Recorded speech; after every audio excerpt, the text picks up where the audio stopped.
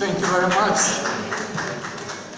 I think I don't need this one. Thank you for coming despite the weather.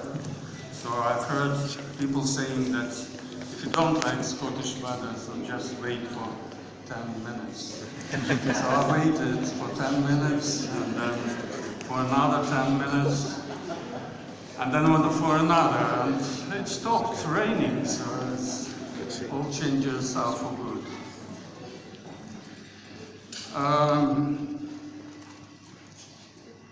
Deputy Presiding Officer, dear veterans, distinguished colleagues and guests.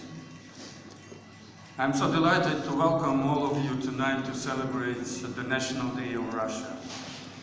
Throughout my years as the Consul General, this event has always coincided with some major happenings, be it the Summer Olympics, the World Cup in football, or Robbie Williams' gig with Party Like a Russian. This time, unfortunately, this time makes an exception, as we have missed a very important event just nearly by 3 days. As all of you know, the Spice Girls reunion in Edinburgh took place just last Saturday. The Russian Federation is actually a very young state. I keep on reminding about it.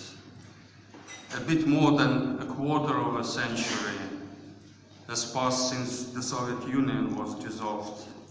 And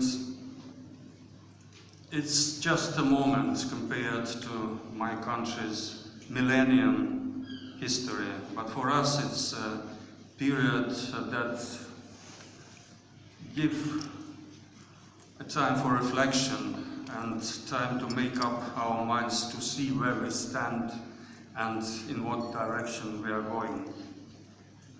And it's obvious that despite all disadvantages and drawbacks, despite all sanctions and challenges, and despite not very friendly environment, modern Russia is getting stronger and stronger.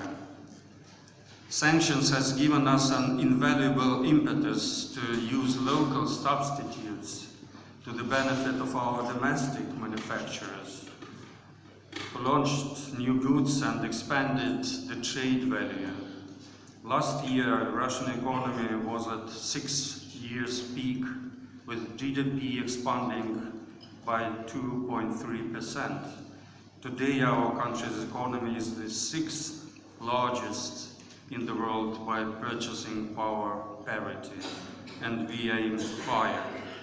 So today we honor our homeland, which we love and glorify. We honor our great history and scientific legacy. We are proud of our nation, which is able to break new ground in politics, economics, science and creativity in the face of serious challenges. The 12th of June crowns not only the last decades of our history, but the long journey of more than 11 centuries that Russia has been developing as a state. A hard, at times tragic but glorious journey that only a great nation is capable of accomplishing. Here with us today are those who made it happen, who brought to our countries the long-awaited victory in the most inhuman of all wars. I'm delighted that we are joined today by Mrs. Natasha Ivanova-Black and by the Scottish veterans of the Arctic Convoys. Please give them a warm welcome.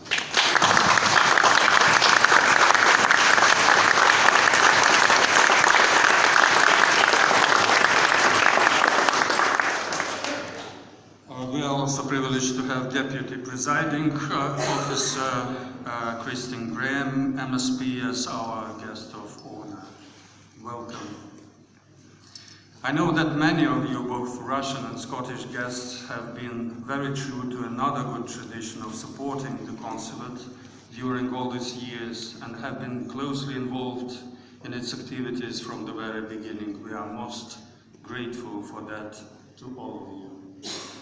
Allow me to thank my compatriots in our native language. Спасибо вам, дорогие соотечественники. Мы ценим вас и гордимся вами. С праздником вас, друзья! С Днем России! Ура!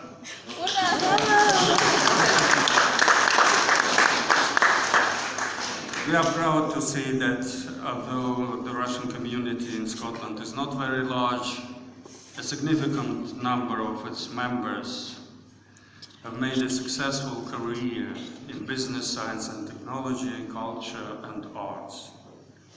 A wealth of bonds between Russia and Scotland induces me to refer very briefly to our joint history that is truly based on mutual affinity. Since the Middle Ages, our cultural and people-to-people links have always flourished since the times of Macbeth, King of Scots, and the Grand Prince of Rus, Yaroslav the Wise. We were even exchanging diplomats at that time.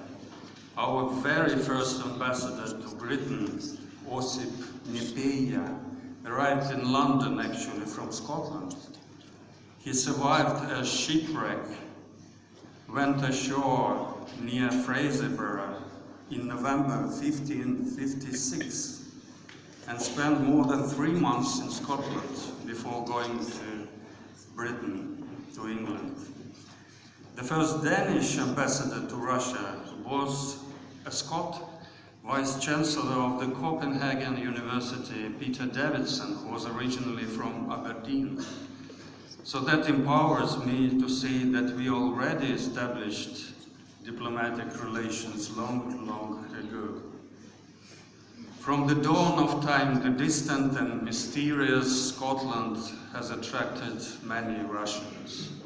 The writings of Robert Burns, Sir Walter Scott, Robert Louis Stevenson, and The Ocean, poems by James Macpherson are well known and much appreciated in Russia.